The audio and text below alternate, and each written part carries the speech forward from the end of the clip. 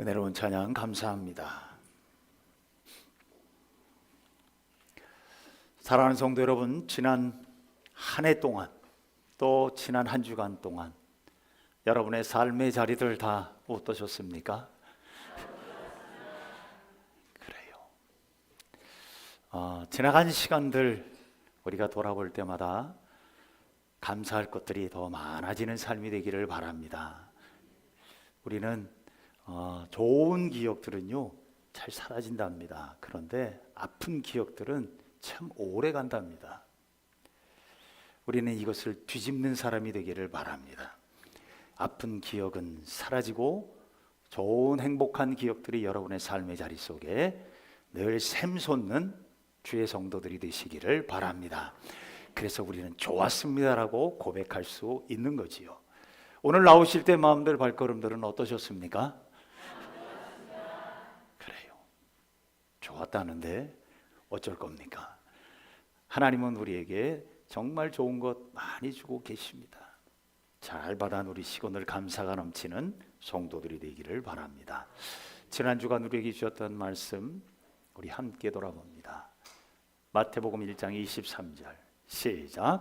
보라, 처녀가 잉태하여 아들을 낳을 것이요 그의 이름은 임마누엘이라 하리라 하셨으니 이를 번역한즉 하나님이 우리와 함께 계시다 함이라. 마태복음 1장 23절 말씀. 아멘. 오늘 주신 말씀 우리 올 한 해 우리에게 주신 마지막 주일 말씀입니다. 시작. 내 생각에는 이 세 사람 중에 누가 강도 만난 자의 이웃이 되겠느냐? 이르되 자비를 베푼 자니이다. 예수께서 이르시되 가서 너도 이와 같이 하라 하시니라. 누가복음 10장 36절 37절 말씀. 아멘. 예수 믿는 사람을 우리는 다른 말로 이렇게 말합니다. 구원받은 사람. 구원받은 사람입니다. 구원은 받았다라고 말합니다. 구원은 내가 쟁취했다라고 말하지 않습니다. 구원은 선물입니다. 구원은 내 힘으로 되지 않는다는 전제가 깔려 있는 거지요. 그 엄청난 선물을 받은 이유는 아주 간단합니다. 예수 그리스도를 믿는 것입니다. 믿음으로 얻는 이 엄청난 구원의 선물을 받은 우리들. 자, 그렇다면 우리는 예수를 믿고 구원을 받았으니 이제 다 끝났다. 끝난 걸까요? 죄송합니다마는 끝난 게 아니라 이제 시작입니다. 우리는 예수를 믿었으면 구원을 받았다는 말은요, 이제 우리의 목적지요, 우리의 목표와 우리가 나아가야 될 길을 발견했다는 말입니다. 그래서 그 길을 우리는 이제 최선을 다해 달려가야 할, 뭘 받은 거냐면 사명을 받은 사람이라는 것입니다. 연초가 되면, 과거에, 요즘엔 모르겠습니다만은 예전에 어릴 때 보니까 할아버지 할머니들이요, 연초만 되면 뭐 보러 가는 게 있어요. 뭐 보러 가요? 한 해에 점 보러 갑니다. 올해는 어떻게 운세가 펼쳐질까? 토종비결, 사주팔자, 뭐 이것저것 다 봅니다. 여러분 혹시 우리가 예수를 믿고 살면서 신문에, 요즘 신문 잘 안 보니까 모르겠죠. 과거에 신문 보면 오늘에 뭐가 있냐면 오늘의 운세가 늘 나오곤 했습니다. 그거 근데 가끔씩 옛날에는 봤는데 요즘엔 뭐 나오지도 않는 거 눈에 보이지도 않습니다만은 그런 걸 많이 봤잖아요. 그렇게 오늘의 운세를 보고 사는 사람들의 기본적인 심령에는 뭐가 있냐면 운명론이 있습니다. 사주팔자라는 것은 운명론에 중심을 두고 있는 거고, 내가 어떤 운명일까? 그래서 여러분 가끔 농담삼아 손금도 보잖아요. 손금은 왜 봅니까? 나는 어떤 운명을 타고났을까? 또 당신의 별자리는 뭐다? 이거 다 뭐예요? 당신의 운명을 이야기합니다.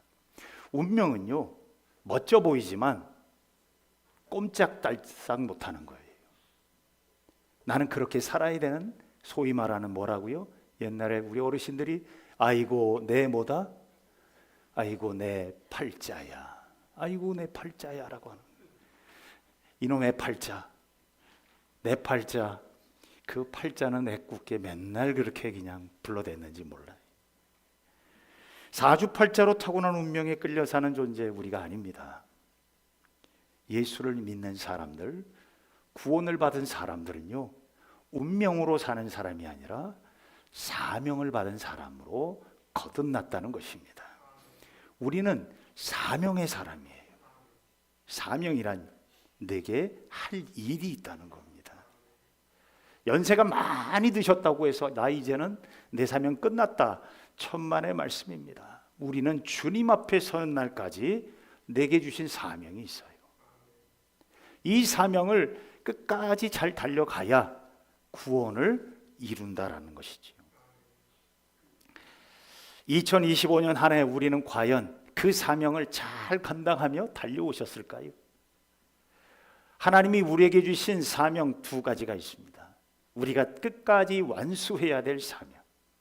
이건 내가 다 했다라고 말하는 게 아니라 누가 마침표를 찍어주신다? 주님이 마침표를 찍어주는 거예요. 그때까지 우리는 사명으로 잘 달려가야 되는데, 우리가 지켜야 될, 끝까지 달려가야 될 사명. 첫 번째, 목숨과 힘과 마음과 뜻을 다해 누구를 사랑하라? 하나님을 사랑하라. 하나님 사랑하는 일, 어떻게 우리가 하나님을 사랑할까요? 날마다 하나님, 눈 뜨면 하나님하고 허그하는 걸까요? 하나님을 사랑한다는 것은요, 입술의 고백만이 아니라 하나님 사랑하는 삶을 살아내야 한다는 것입니다. 한 율법 교사가 예수님께 질문을 합니다. 예수님하고 만나서 예수님한테 율법 교사가 질문하는 의도가 있어요. 시험하려고, 올무에 한번 걸게 하려고 질문합니다. 내가 무엇을 해야 영생을 얻겠습니까? 그러자 주님은 그에게 거꾸로 되묻습니다. 26절, 율법에 무엇이라 기록되었냐? 그러자 율법 교사는 잘 알아요. 하나님이 주신 계명 중에 두 가지를 딱 정리하셨잖아요. 누가복음 10장 27절, 목숨을 다하고 마음을 다하고 힘을 다하고 뜻을 다하여 주 너의 하나님을 뭐하라? 사랑하라. 그리고 이웃을 내 자신같이 사랑하라. 그러자 주님이 28절에 뭐라 그래요? 내 대답이 옳다. 그런데 뭐를 하라? 이를 행하라고, 그러면 살리라고 말씀합니다. 율법 교사는 하나님이 백성에게 주신 하나님의 사명을 누구보다 잘 알고 있는 사람입니다. 그런데 결정적인 문제가 있다는 걸 주님이 말씀하고 있는 거예요. 네가 그렇게 살았느냐라는 겁니다. 네가 그렇게 살았느냐.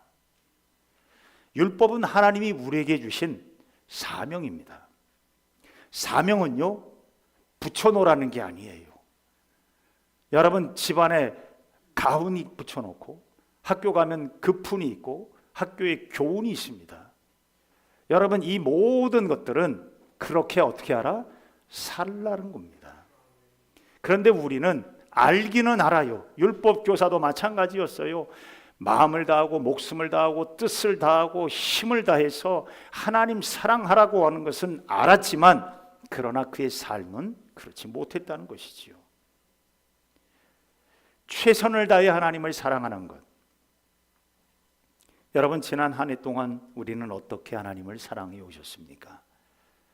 구원받은 사람의 사명 하나님을 사랑하는 것은 알지만 과연 우리는 최선을 다했는지요? 신앙의 지식은 늘었지만 신앙의 삶은 어떻습니까? 예배를 드린다고 하지만 예배는 내가 편한 대로,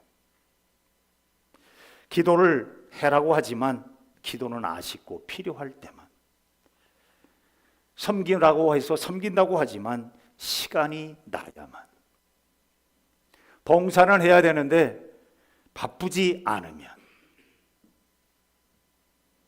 그리고 내게 좋은 것만 순종하려고 합니다.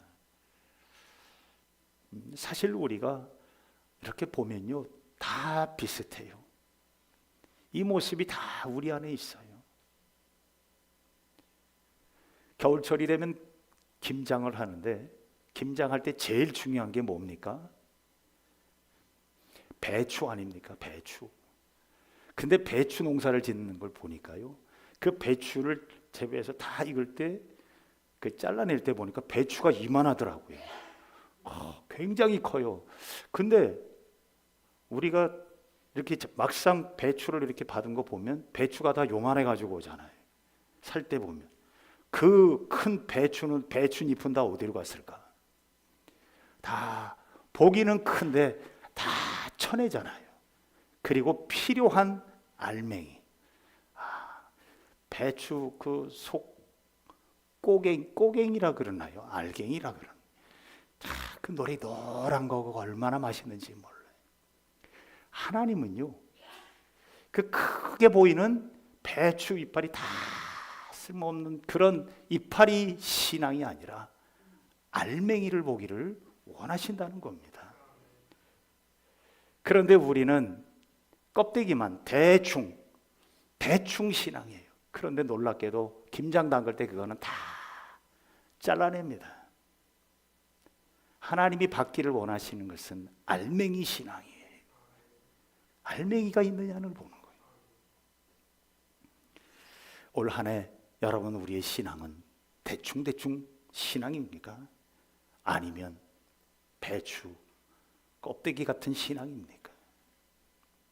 목숨을 다하고 마음 다하고 뜻을 다하고 힘을 다해 최선을 다해라고 했는데 최선은커녕 찌끄레기 나머지 신앙으로 주님 사랑하며 살지 않았는지 우리 한번 돌아보십시다. 그리고 새해에는 우리 배추 속 알갱이 같이 그 맛있게 생긴 그 알갱이 같은 그런 신앙의 모습을 주님께 올려드리는, 그런 사랑의 모습을 주님께 좀 올려드리는 귀한 성도들이 되시기를 바랍니다. 두 번째로 우리가 해야 될 사명, 내 이웃을 내 몸같이 사랑하라는 사명입니다.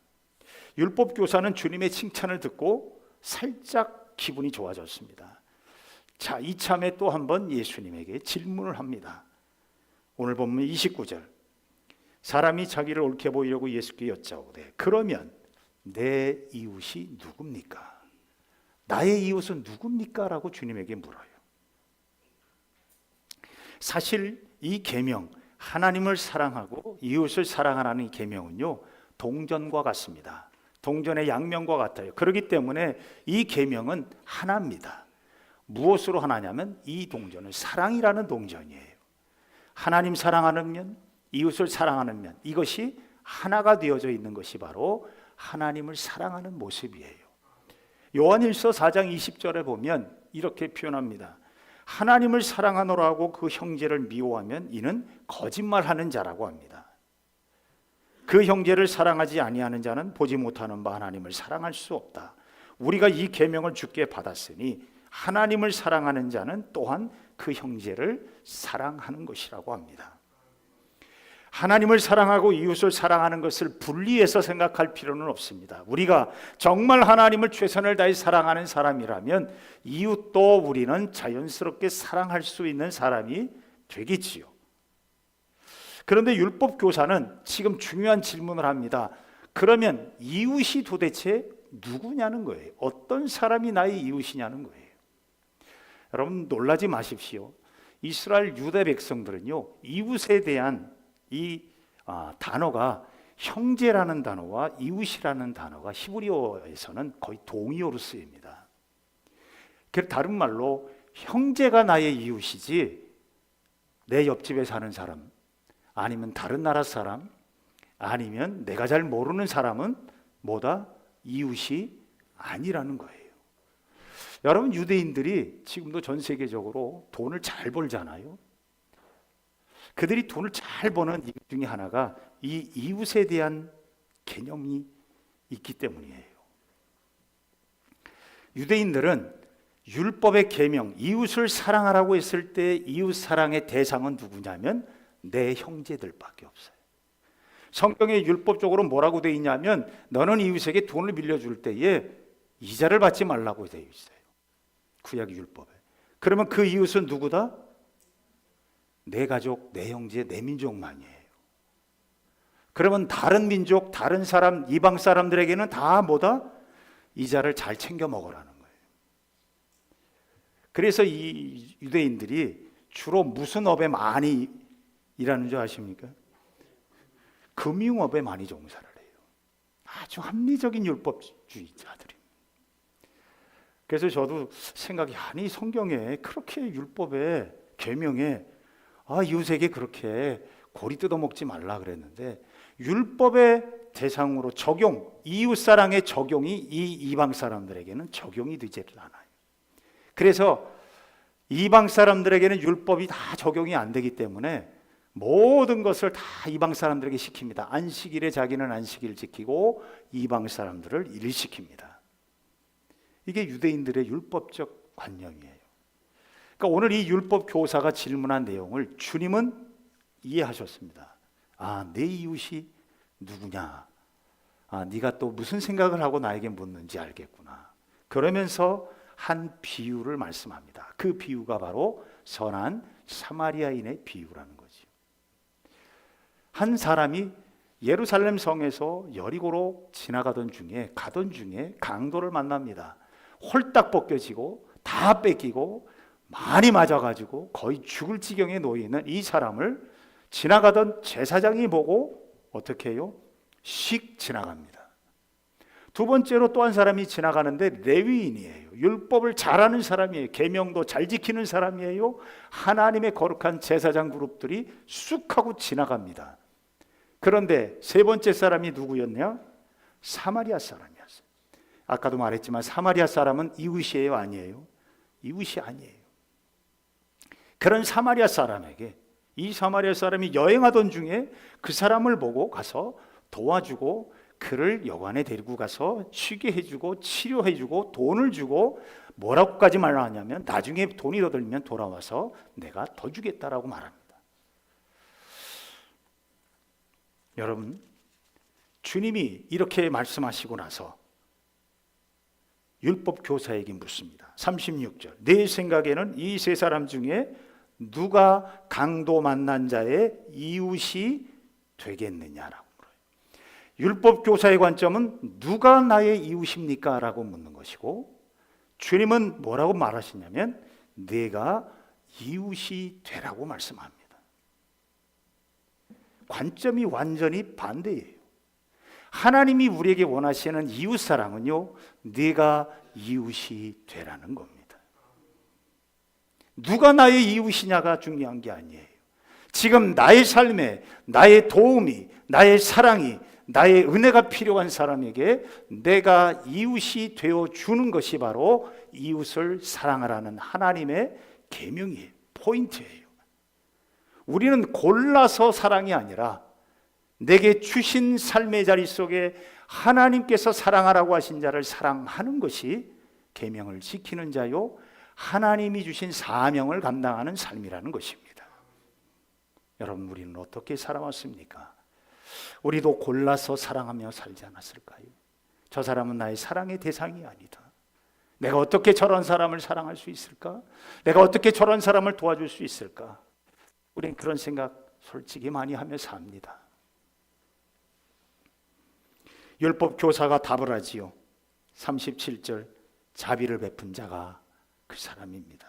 그러자 주님이 뭐라고 말씀해요? 가서 너도 이와 같이 하라. 이것이 사명이에요. 같은 혈통, 같은 민족만이 이웃이 아닙니다. 지금 내 삶의 자리에 내가 누군가에게 기댈 곳이 되어주고 이웃이 되어주는 그 사람, 그것이 진정한 이웃 사랑이라고 말할 수가 있습니다. 한국 전쟁 속에 수많은 전쟁의 부상자들이 넘쳐났었지요. 그 가운데에 지금은 고인이 되신 천국에 가신 이용각 장로님이 의사로서 그곳에서 전쟁 속에서 의사로서 일을 감당하셨다고 하셨습니다. 제가 그때 물었어요. 장로님, 우리나라 군인이 병원에 들어오고 다쳐서 북한군이 들어오면 누구 먼저 치료합니까? 저는 당연히 우리 군부터 치료해야지요, 우리 군부터 살려야지요 그럴 줄 알았더니 아니었답니다. 원칙이 분명하답니다. 순서대로.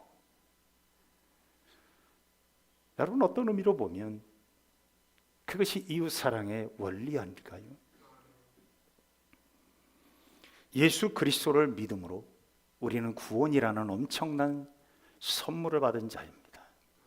끝난 게 아닙니다. 사명을 받은 겁니다. 우리 그 사명, 우리가 살아내야 하는 것이 또한 하나님이 기뻐하시는 뜻을 이루는 것인 줄로 믿습니다. 사랑하는 성도 여러분, 2025년 지난 한 해 동안 우리는 어떻게 사랑하며 사셨습니까? 저는 올 한 해를 마무리하면서 우리에게 주신 단어가 있다면 그것은 바로 사랑이었습니다.